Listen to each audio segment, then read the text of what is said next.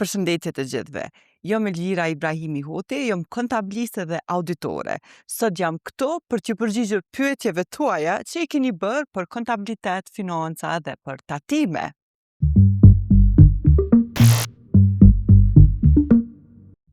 Pyetja në parë kemi për freelancers. Pyetja është kjo: jam një freelancer dhe paguna përmes PayPal. A duna me pagu tatim? Nëse një person është rezident i Kosovës, ai duhet me i pagu tatimet në Kosovë për t'hyrat që i merr në Kosovë dhe jashtë Kosovës, për aq kohë sa është qytetari i Kosovës, pra rezident i Kosovës. Këtë rast personi po pyet, unë jetoj në Kosovë dhe punoj online dhe t'hyrat e mia i marr përmes PayPal-it, jo në një bankë kosovare. Pra këtu absolutisht nuk ka ndonjë përjashtim përderisa je rezident i Kosovës, pa marrë parasysh çfarë formati kemi marrë parat, kur punëdhënësi yt nuk e ka ndalë tatimin burim, pra si ka pagu tatimet për ty, atëherë ti je obliguar me i pagu tatimet për veti. Qysh kryhet kjo procedurë? E merr kontratën që e ki me punëdhënësin tënd, i cili për shembull ndodhet në Amerikë, shkon në administratën tatimore dhe e hap një numër fiskal dhe aty muj pas muji ti i deklaron t'hyrat e tua të cilat i merr përmes çfarëdo forme financiare. Pyetja radhës është nga Vigani. Edhe kemi një pyetje shumë interesante. Pse me i pagu shtetit tatim, kur gjës po ja shohim hajrin? Okej, ky është një perceptim i zakonshëm. Jo veç për qytetarët e vendit tonë, po çdo kush nuk do me i pagu tatimet, sepse është shpenzim, është dalje e paras, edhe gjithmonë na dhimbcet me bo një gjatë të tillë. Po, më lejoni t'ju tregoj se pagesa e tatimeve është për diçka që na nuk e marrim direkt, por në mënyrë indirekte. Me tatimet tona krijohet buxheti i vendit tonë, me ato pare pastaj paguhen punëtorët e shëndetësisë, punëtorët e arsimit, ndërtohen shkolla, spitale, rrugë, ndryshim. Pra, nëse ne nuk e japim kontributin tonë, atëherë nuk mundemi mi pas as këto shërbime dhe kishim me jetu sikur para erës sonë. Dhe më lëni ta ceku që pagesa e tatimeve është e përcaktuar me kushtetut. Pra, çdo qytetar i Kosovës është i obliguar të paguaj tatimin si shenjë e kontributit për vendin tonë. Unë gjithmonë e them, inshallah s'kena me pas luftë me dalë dhe me luftu, po pagesa e tatimit është kontributi që na e japim për vendin tonë, për me mbrojt vendin tonë dhe për të ardhmen e fëmijëve tonë. Pyetja radhës është nga Edleta. Çka bën trusti me paret tona? Atëherë, trusti është një institucion i themeluar nga vendi ynë, i cili i mbledh dhe i menaxhon pensionet tona, pra atë 5% që e pagujmë ne prej rrogës dhe 5% tjetër që na e pagun punëdhënësi ynë. Pra, ky fond kur të krijohet nga krejt qytetarët e Kosovës, investohet në vende të ndryshme, në tregje ndërkombëtare, në aksione, me qëllim që me pas përfitim dhe kur ne të marrim pensionin, mos me marr vetëm shumën që na e kemi investu, por edhe një fitim i cili është kriju përmes këtyre investimeve që janë bërë për atë këtyre fondeve. Nuk ka garanci që gjithmonë ka me pas fitim. Njëjtë ka ndodhur edhe në vitin 2022, kur ka psuar një humbje të lehtë, pra ka mësuar një humbje të lehtë parat të cilat ne i kemi pas në trust, por pjesa tjetër ka shkuar në mënyrë pozitive. E kemi një pyetje shumë interesante nga Triloni. A duhet me pagu tatim kur fitoj bastore? Fillimisht më lejoni t'ju informoj që nga viti 2019, bastoret janë të ndaluara me ligj në Kosovë, dhe jo veç bastoret, po edhe kazinot, edhe llotaritë e tjera, përveç llotarisë të organizuar nga shteti i Kosovës, pra ajo që është legale. Të gjitha të tjera janë të ndaluara me ligj. Por, po qëndroj te pyetja. Nëse një qytetar i Kosovës luan online, ku baza mundet me qenë në një vend tjetër i cili është i lejuar me ligj, dhe po fiton nga kjo lotari apo nga kjo bastore, atëherë po, për këto të hyra jemi të obliguar të paguajmë tatim 10%. sepse janë tyra personale. Anila po pyet, a duhet me pagu tatim në kriptovaluta? Po Anila, duhet me pagu tatim edhe nga fitimi që kemi nga kriptovalutat. Pra, nga fitimi që realizojmë nga kriptovaluta. Jo nëse veç që kemi blej kriptovalutat dhe i mbajmë. Tatimi apo obligimi tatimor lind në momentin kur na e shesim atë kriptovalut dhe prej cilës na krijojmë potencialisht fitim. Për atë pjesë të fitimit duhet me pagu tatim 10% sepse e konsiderojmë si fitim kapital. Nëse je person fizik dhe e ki le të themi hobi punën me kriptovaluta, atëherë mundesh me deklaru përmes deklaratave vjetore. Mirë po, nëse është vërtet një veprimtari ekonomike apo le të themi bën biznes me këtë punë, atëherë duhesh me regjistru si veprimtari ekonomike, pra me regjistru si biznes dhe me trajtu si çdo biznes tjetër. Vjosa po pyet, se barën e TVSH-s e bartë klienti e jo biznesin. E vërtet, TVSH-ja është tatim mbi konsumin dhe i ngarkohet konsumatorit të fundit. Pra, biznesi e mbledh në këtë rast si agent i shtetit dhe e bartë tek biznesi tjetër dhe kështu vazhdon cikli deri te konsumatori i fundit. Konsumatori i fundit nuk mundet me bartë, por e paguan atë TVSH. Alma po pyet, a bën me ditë ma shumë çka është dhe qysh funksionon ligji për sponsorizime? Po Alma, pa tjetër, për ato jemi këtu. Ligji i sponsorizimit është një ligj i cili i lejon bizneset që me një pjesë të tatimit të tyre të kontribojnë në sport dhe në kulturë. Për shembull, një biznes ka me pagu tatim 10.000 euro. Ky biznes ka mundësi që 3.000 euro me i dërzu në një organizat sportive ose 2.000 euro në një organizat kulturore.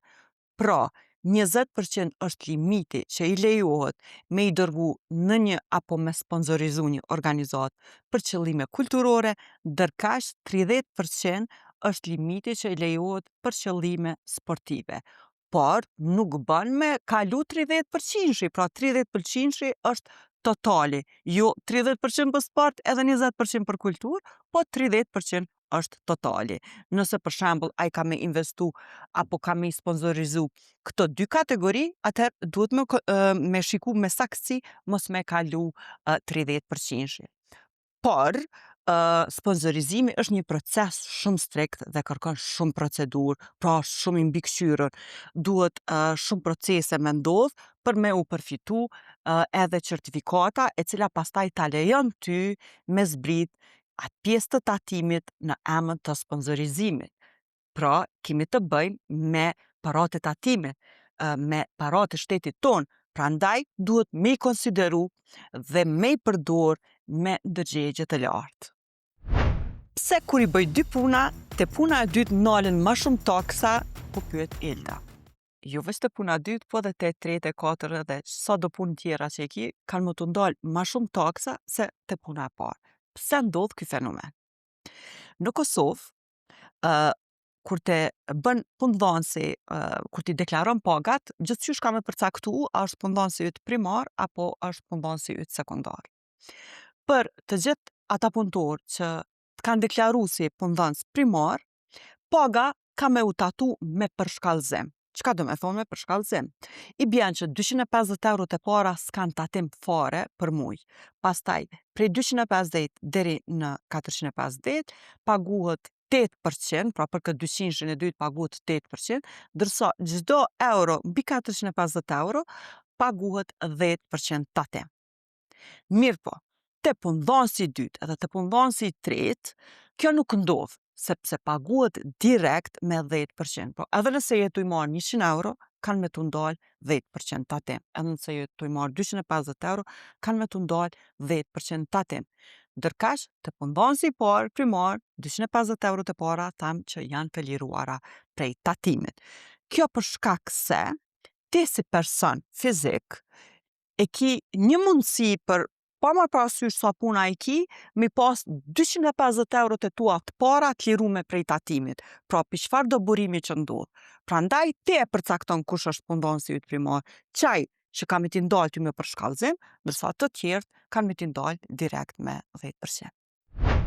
A ka raste kur punëdhënësi duhet me pagu më shumë se 5% kontribute? Po pyet Rina, 5% duhet me t'i ndalë nga paga jote dhe 5% me i pagu punëdhënësi. Kjo është obligative, mandatore. Mirë po, e lejume me ligj është edhe 10 plus 10%. Pra, me dëshirën e vetë, apo me marrëveshje, punëdhënësi mundet me pagu ma shumë se 5%, edhe kjo pastaj llogaritet edhe lejohet e zbyshme edhe për qëllime tatimore. Pra është në diskrecionin e punëdhënësit apo ndonjë marrëveshje të brendshme. Për shembull, mundet që personat që i kalojnë mbi 20 vjet me një korporat, si shenjë e bonusit, më ju dhonë edhe një rritje më e madhe e pagesës së pensioneve, por nuk është obligative. Pra, është e mundshme, e lejushme, por nuk është obligative. Obligative është 5%. Tatim paguesi po pyet, pse ka punësim primar dhe sekondar dhe jo terciar? Kush e ka vendos munal të dyshi? Atëherë, të dyshi e ka vendos ligji, sepse nuk ka nevojë me pas terciar apo të katërt ose të pestë, sepse vetëm tek i pari tatimet ndalen me përshkallëzim. Në çdo punëdhënës tjetër, tatimet të ndalen me 10%. Qa tu kisha përgjigj ekstra është kush e vendos se cili është punëdhënësi primar e sekondar, ajo është në diskrecionin e vetë punëtorit. Unë i rekomandoj që aty ku e ka rrogën ma të madhe dhe që ka kontratën ma afatgjatë, ato me përcaktu si punëdhënës primar, ndërsa punët e tjera, të dyta, të treta që janë ma të përkohshme, me i lanë si sekondare. Qëndresa po pyet, a kina i shill qysh me bëgjetu rrogën? Edhe kjo është një pyetje shumë e mirë, sepse ne si popull nuk është që kemi shumë kulturë financiare. Jo që na s'dojna me pas, po nuk është që na ka mësu dhe nuk është që kena pas shumë prioritet. Edhe e mësojmë në mënyrën ma të vështirë të mundshme, pa pi gabimeve tona fatale. Unë nga viti kaluar jam asistente në Fakultetin Ekonomik në Londën Financa Personale, ku studentët mësojnë qysh me i menaxhu financat e veta.